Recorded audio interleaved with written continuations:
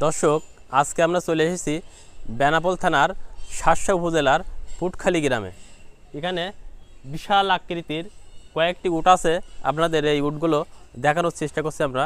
ঈদুল আজহা উপলক্ষে এই উটগুলো বিক্রয় করবে। আপনারা যদি কেউ নিতে চান তাহলে কর্তৃপক্ষের সাথে যোগাযোগ করতে পারেন।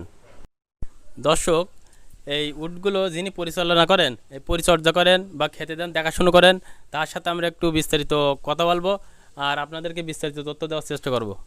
ভাই, এই যে এখানে দেখছি অনেক কিছু খেতে দিয়েছেন, এখানে কি কি খেতে দিয়েছেন উটির? এখানে ভাই ছোলা দিছি, ভুট্টা দিছি, গম দিছি, সয়াবিনের খোল, সরষের খোল, এই সব রকম পাইল করে দিছি। দিনে কয়বার খেতে দেন?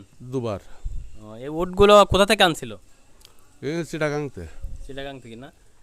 এই কয়টা উট আনছিল? 7টা। দর্শক, ঈদুল আজহা উপলক্ষে এই উটগুলো বিক্রয় করা হবে। ভাই, এই উটগুলোর বর্তমান মূল্য কেমন হতে পারে বা কিরকম দামে আপনারা বিক্রয় করবেন? ওইটা 24 লাখে বিক্রি হয়েছে ওই মোড়টা। ও আচ্ছা। আর ওই আমরা 30 লাখ হলে ব্যাস এমনি দিয়েছে। ঈদ উপলক্ষে ছেড়ে দেবো আমরা সব। পার পিস মানে 30 লাখ মতো হলে, তাই তো? 30 লাখ 28 লাখ এরকম হলে ছেড়ে দেবো। আচ্ছা আচ্ছা।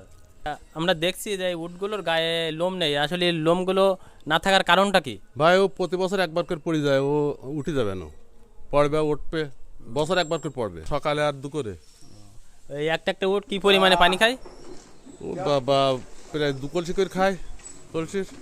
আর এদের তো নিয়মিত আপনার মেডিসিন ব্যবহার করেন, এদের এই জীবন অনাশক না? হ্যাঁ, জীবাণু ওষুধ, ওই পায়ে ঘাটা হয় যদি, কেলিকুলি যায় যদি, তাই ওই দিই।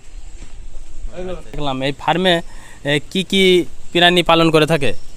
এখানে ওই উট পালন করে, তারপর মহিষ পালন করে, তারপর গরু, তারপর ওই দুম্বা আর ওই পাহাড়ি ছাগল, আর কিছু না। হ্যাঁ, তো মিডিয়ে চল চল তো।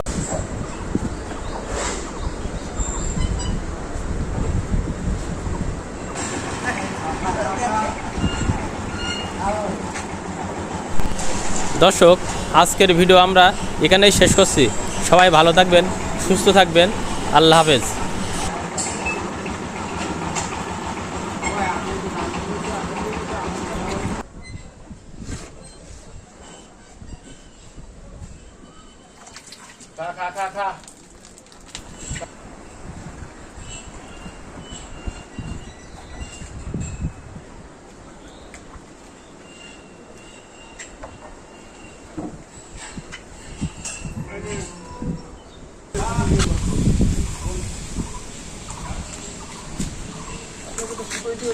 ভাই পারবেন না, এরকম কোনো কথা আমাদের এখানে এই 3টে আর 4টে